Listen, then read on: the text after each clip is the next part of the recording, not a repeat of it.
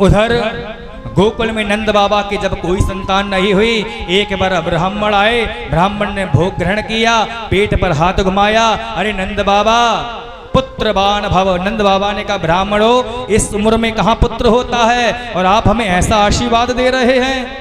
ब्राह्मणों ने कहा, आपका काम है भोजन कराना, हमारा काम है करना, भगवान का काम है आशीर्वाद दिलाना।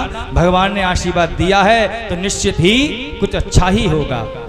उधर कंस ने मन में विचार किया, हमारी छवि बहुत खराब हो गई है, लोग हमें गलत समझते हैं, कोई ऐसा उपाय करते हैं जिससे कि हमारी छवि समाज में अच्छी बन सके।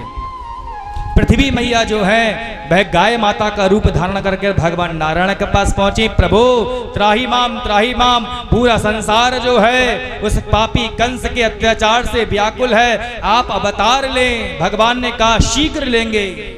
अब वो समय भी आ गया। कंस महाराज ने मन में विचार किया कि हमारी छवि अच्छी हो तो अपनी चचेरी बहन देवकी का विवाह वसुदेव जी से तय कर दिया, सारा खर्चा उठा लिया। देवता लोग मन में विचार करने लगे, है तो एक नंबर का पापी, लेकिन लोगों को गुमराह कर रहा है, इसकी पोल पट्टी खोलना चाहिए। आकाशवाणी होने लगी, अस्यास्तमष्टमो गर्भा हंतायाम बहसे बुधा। हे महाराज कंस, जिनको लेकर तुम जा रहे हो, जिस रथ पे बिठाया है तुमने जिस बहन को, और उस रथ के घोड़े की जो तुम लगाम पकड़े हुए हो, सारथी बने हुए हो, इसी बहन का जो 8वां लाल होगा तुम्हारा काल होगा।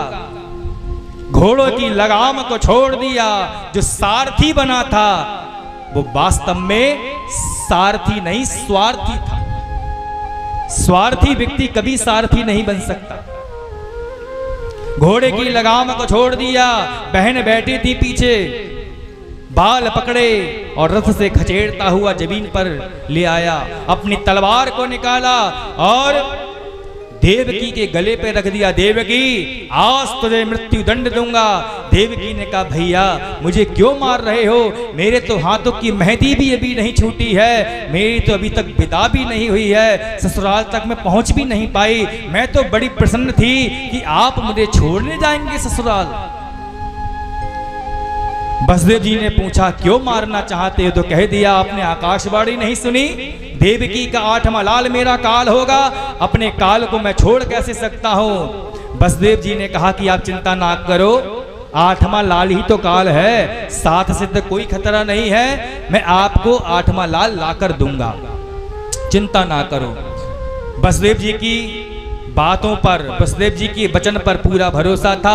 तलवार को अपनी कमर के म्यान में रख लिया और देवकी को